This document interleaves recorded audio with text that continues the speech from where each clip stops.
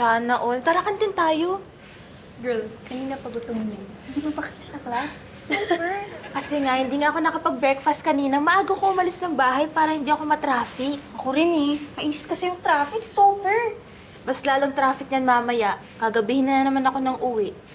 Tumambay na lang muna kayo sa condo ka after class. G ako dyan. You should see Pam's condo. Super ganda! Sige kayo na lang muna. Tatapusin ko pa yung reaction paper eh. Sa end of the month pa naman yung submission nun, di ba? Tsaka mo na lang gawin. Gusto ko na kasi masimulan para maaga akong makatapos. Sipag naman. Sige, next time ka na lang sumama sa amin. Luluto ka ng spaghetti. Tapos umorder tayo ng salad and roast beef.